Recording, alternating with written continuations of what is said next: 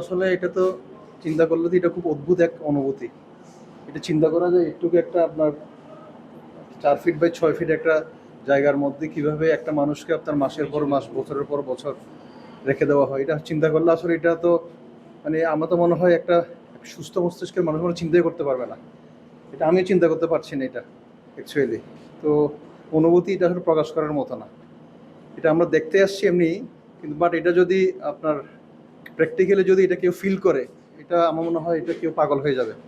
আমার তাই অনুভূতি আর কি। তো এরকম যেন আর না হয়, এটা আমরা আল্লাহর কাছ থেকে এটার মানে ফানা চাই, এবং এটা যেন এরকম না হয় এটা আমরা, এটা হচ্ছে আমাদের প্রত্যাশা।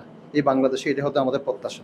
জুলাই আন্দোলনে অফকোর্স আপনি যেটা বলছেন এটা একেবারে সঠিক। জাতি হিসাবে আমরা এখনো পর্যন্ত লজ্জিত, বিকজ আমরা এখনো যে প্রত্যাশা করেছিলাম, যে আপনার এতগুলা মানুষের আত্মাহুতি, এতগুলা মানুষের পঙ্গুত্ব, এটা আসলে এখনো মানুষের এক্সপেকটেশন কিন্তু ফুলফিল এখনো হয়নি।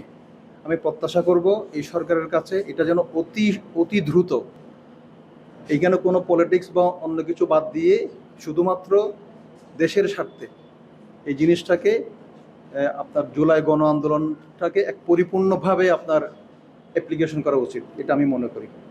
এখানে কোনো রাজনীতি নেই, এখানে কোনো কিছু নেই, এটা হচ্ছে একমাত্র দেশের জন্য। এটা হচ্ছে আমার প্রত্যাশা।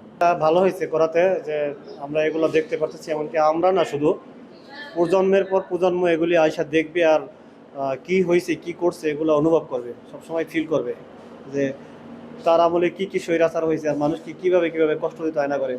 এটা শুধু আমরা না, আমাদের পরের প্রজন্ম এটা দেখে দেখবে আর শিখবে, বুঝবে আর কি। না, এগুলি তো আসলে মানুষকে একটা মধ্যযুগীয় বর্বরতায় নিয়ে গেছিল। সে এইভাবে তো আর একটা মানুষ থাকতে পারে না, এত ছোট্ট একটা কক্ষে একটা মানুষ থাকতে পারে না।